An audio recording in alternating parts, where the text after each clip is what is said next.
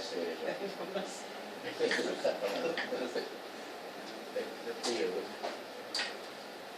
Innal hamdalillah nahmaduhu wa nasta'inuhu wa nastaghfiruh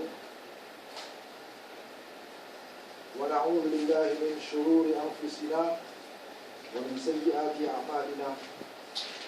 Man yahdihillahu fa huwa al-muhtadi wa man yudlil falan tajida lahu waliyyan murshida. Ashhadu an la ilaha illallah wahdahu la syarika lah wa ashhadu anna Muhammadan abduhu wa rasuluh alladzi la nabiyya ba'dah. Amma ba'd. Inna khairal hadits kitabullah wa khairal huda hadyu Muhammadin sallallahu alaihi wasallam wa syarrul umuri muhdatsatuha wa muhdatsatin bid'ah wa kullu bid'atin dhalalah wa kullu dhalalatin finnar.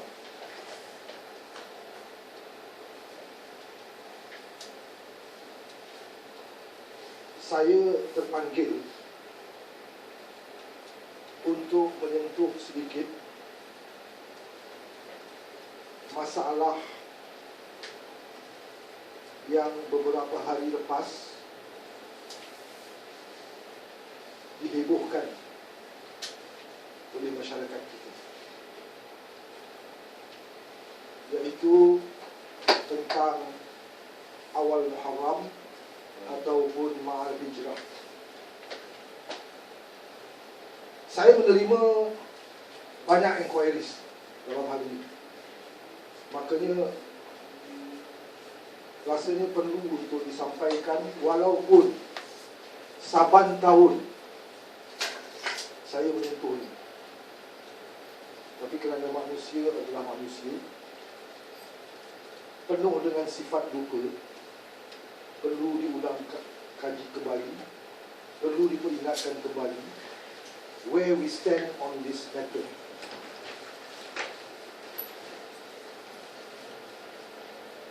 Saya ditanya, ada tak doa awal tahun, akhir tahun? Ada tidak saum khusus untuk Muharram ini, menyambut tahun baru? Now, first and foremost,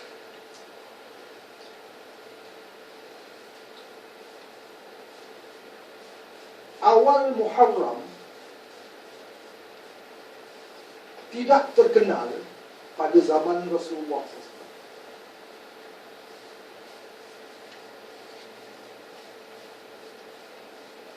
Pada zaman Rasulullah SAW belum ada apa yang diistilahkan tahun baru. Kalau kita perhatikan, walaupun sejarah itu agak vague sama-sama, tetapi yang jelas masyarakat Arab di kala itu membuat perhitungan tahun berdasarkan kepada peristiwa-peristiwa tertentu. Rasulullah SAW dikatakan lahir pada tahun gajah. Why? Because ketika Rasulullah nak dilahirkan, tentera Abraha menyerang Mekah untuk memusnahkan Mekah, Baitullah, dengan menggunakan tentera yang bergajah. Of course, the story goes that mereka kecundang. Mereka dilontar batu-batu kecil yang membuat kulit mereka reput. So, peristiwa itu berlaku sejurus sebelum Rasulullah dilahirkan. Maka dikatakan Rasulullah dilahirkan pada tahun gajah. And kalau boleh kita membuat kesimpulan bahawa it doesn't matter, tidak begitu penting untuk dibuat perkiraan bila tahun baru. Cuma ketika zaman Umar Ibn Khattab, and when we say zaman Umar Ibn Khattab memimpin sebagai khalifah, that means sudah 3 khalifah berganti. Rasulullah sebagai khalifah yang pertama, walaupun kita jarang sebut khalifah pertama. Kemudian Abu Bakar, kemudian Umar. Pada zaman Umar lah baru tercetusnya idea untuk mengadakan takwim, kalender Islam. Bagaimana? Kita tak ada kalender, kita tak ada ketentuan tahun baru. Maka dari situlah ditimbulkan beberapa cadangan bagaimana kita nak menentukan awal tahun kita. Dan akhirnya setelah bermusyawarah, setelah berembuk, mereka sepakat untuk menentukan awal bulan Islam, tahun Islam adalah pada bulan Muharram, mengingat akan peristiwa hijrahnya Rasulullah bersama para sahabat dari Mekah ke Madinah jatuh pada bulan tersebut.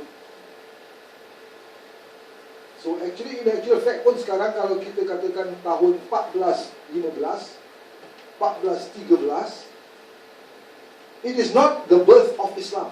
No. Bukan hari wujudnya Islam. Islam sudah wujud jauh sebelumnya. It is the day, apa yang hari ini orang katakan Ma'al Hijrah, mengingati hijrah. Makanya, apabila kita lihat kepada latar belakang permulaan, diperhitungkan permulaan tahun baru Islam itu dengan awal Muharram, artinya pada zaman Rasulullah tidak terkenal dengan awal Muharram. So, kalau begitu, sudah barang tentu apa yang kita lakukan hari ini, doa awal tahun, doa akhir tahun yang berlaku pada awal Muharram, itu tidak ada dilakukan oleh Rasulullah. Pasti tidak ada. Sebab Rasulullah tidak mengalami ini. Belum ada pada waktu itu. Apalagi dikaitkan dengan saum pada hari-hari tertentu di dalam bulan Muharram. Makanya tentunya kita perlu tanya dulu. Yang kita lakukan ini, yang kita sebarkan di mana? Di YouTube, di Facebook, di internet, agar kita sama-sama sambutnya, kita sama-sama melakukan ibadah-ibadah tertentu, doa awal tahun, doa akhir tahun, kemudian saum pada harinya. Dari mana datangnya ini? Apakah dia datang dari Rasulullah? Yang jelas, apakah segala bentuk ibadah yang sedang disemarakkan hari ini adalah merupakan sunnah ataupun laisa minal Islam, bukan dari ajaran Islam. Kalau kita boleh terima fakta sejarah ini, maka tentunya apa yang didengungkan oleh orang-orang hari ini supaya kita saum, kita adakan doa ramai-ramai, doa awal tahun, akhir tahun, itu kalau saya katakan agak berat, laisa minal Islam, bukan dari ajaran Islam. Walaupun wujudnya, timbulnya dari kalangan ulama-ulama Islam. Memang diwujudkan oleh ulama-ulama Islam. Cuma ulama-ulama ini, ada ulama warasatul anbiya, pewaris Nabi. Ada juga ulama su', ulama jahat, ulama yang ikut hawa nafsu. Kita tak boleh mengatakan bahawa mereka ini ulama jahat. Tetapi berdasarkan kepada fakta ilmiah, tentunya kita harus menolak pendapat-pendapat. Ini sebenarnya pendapat-pendapat para ulama yang menganjurkan kita saum, yang menganjurkan kita doa beramai-ramai, doa awal tahun, akhir tahun. Kita harus tolak. Because it doesn't come from Rasulullah. Dia tidak datang daripada Rasulullah. Kembali kepada stand kita. Apakah seluruh amalan-amalan kita, peribadatan-peribadatan kita itu mahu kita kembalikan agar sesuai dengan ketentuan Allah yang termaktub dalam Al-Quran, sesuai dengan tuntunan Rasulullah yang dicontohkan Rasulullah. Rasulullah mengingatkan kita, yang sering saya ingatkan kepada kita semua, agar kita sangat berhati-hati terhadap bid'ah. Bid'ah adalah sesuatu yang diada-adakan, yang tidak dilakukan oleh Nabi beserta para sahabatnya. And in this case, memang jelas dia bukan datang dari Rasulullah. Wallah, dia bukan datang dari Rasulullah. Dia adalah hasil ciptaan, rekaan, perasaan manusia yang overdo, kalau boleh kita katakan overdo, melampaui batas. Kalau saya nak gunakan bahasa kasar, seolah-olah agama ni bapak dia punya, boleh atur sendiri. Marah? Memang marah sebenarnya. Sebab it dah macam epidemic lah. Every year we face the same problem, menghadapi manusia-manusia yang tidak mau menggunakan akal pemikiran, hanya berdasarkan kepada ramai orang buat, kita buat. Ramai orang buat, kita buat. And for us down here, we face the same problem. Di kalangan kita juga jadi bingung, ada ke tak ada ni, ada ke tak ada ni. Kita goyang. Sebab memang kita mudah dipengaruhi oleh sekitar kita. And one thing perlu dijadikan catatan adalah, kita tidak menolak inisiatif Umar Ibn Khattab menjadikan 1 Muharram sebagai awal tahun, a substitute for 1st January. Kita tak menolak itu, inisiatif Umar. Tetapi inisiatif Umar itu hanya sekadar untuk memudahkan kita membuat perhitungan hari, bulan, tahun Islam. Itu saja. Umar Ibn Khattab juga tidak pernah menganjurkan ada fanfare ke, ada sambutan ke, tak ada. It is just for the purpose of membuat perhitungan hari, tahun, bulan, tahun Islam itu. Dan itu pun sebenarnya kita harus sedar. Tadi saya katakan bahawa kalau sekarang dikatakan kita in the 1435. It is not the birth of Islam.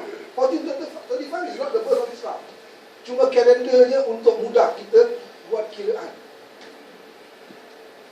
It is the date when Rasulullah bersama para sahabat berhijrah dari Mekah ke Madinah. So, bid'ah yang dilakukan Umar Ibn Khattab itu, inisiatifnya menentukan 1 Muharram sebagai awal tahun Islam, itu bid'ah urusan keduniaan untuk kita mudah buat perhitungan. Tetapi apabila kita masukkan bid'ah keduniaan, apabila kita masukkan bid'ah agama, bid'ah ta'abudi ke dalam bid'ah keduniaan, maka kita perlu persoalkan masalah ibadah yang dimasukkan dalam bid'ah keduniaan ini.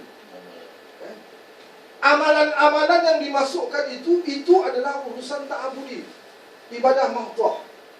Seluruh ibadah mahdah tidak boleh, bahkan kalau kaedah usul fikih, semua ibadah haram kita lakukan kecuali ada perintah. So when I say that is haram, I don't have to keluarkan dalil. Yang perlu keluarkan dalil adalah orang yang melakukannya.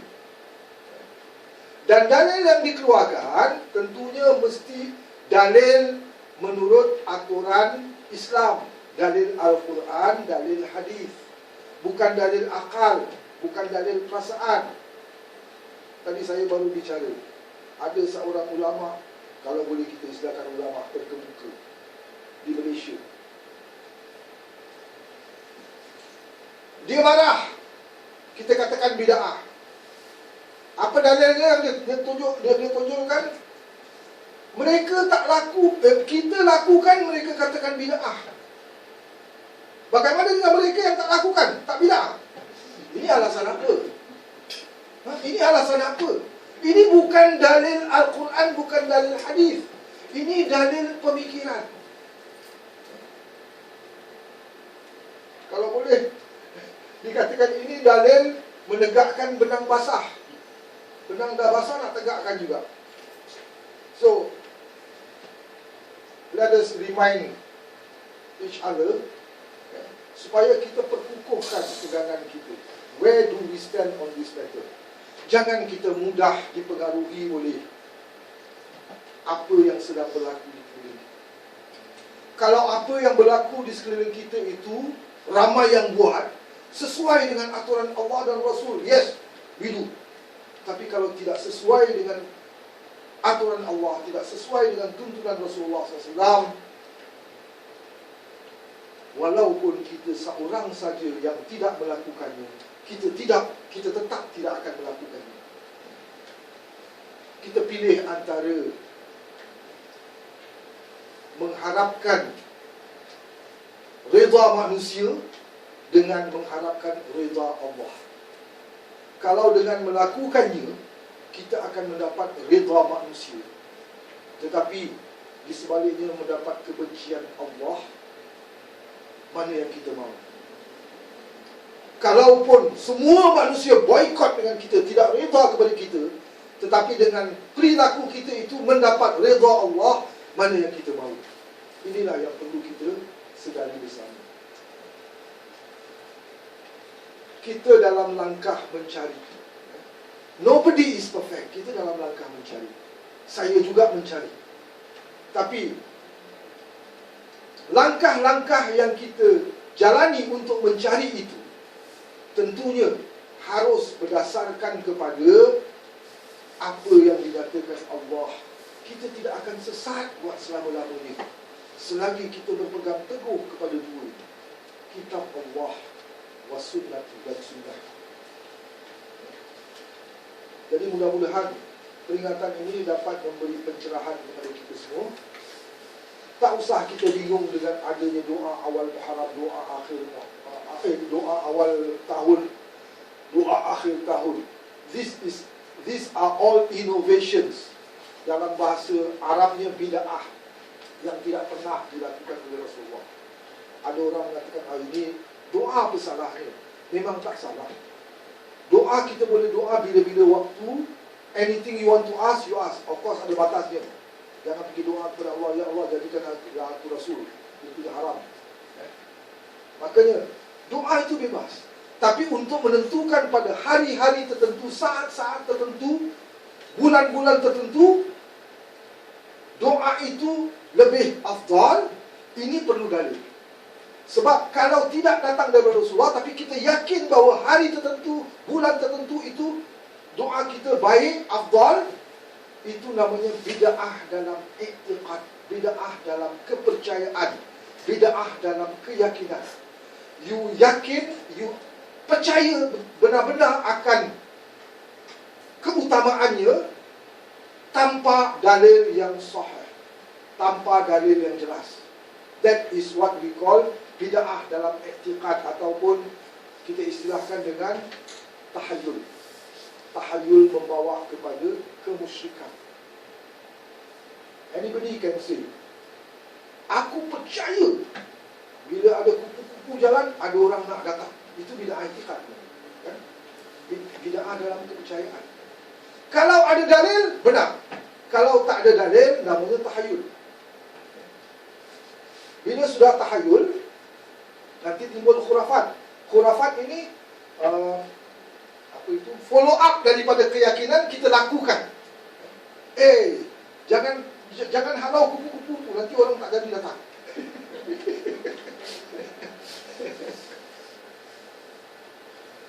Nah, jadi ikhwati iman rahimahullah, ini sekadar peringatan untuk kita semua. Dan yang saya rasa saya cukup terpanggil untuk mengingatkan kepada kita semua. Bahkan saya tak post dekat Facebook, cuma saya post dekat WhatsApp kepada guru-guru. Sebab guru-guru pun ada yang bingung. Mereka kan kawan banyak yang ucapkan selamat tahun baru Islam. Engkau tak pergi ke doa akhir tahun, awal tahun? Mereka bingung. So mudah-mudahan ini manfaat bagi kita. Benar-benar kita berpegang teguh kepada prinsip kita, iaitu mengembalikan segala urusan kita kepada ketentuan Allah, tunjuk ajar Rasulullah. Baik, now we go back to our usual lesson.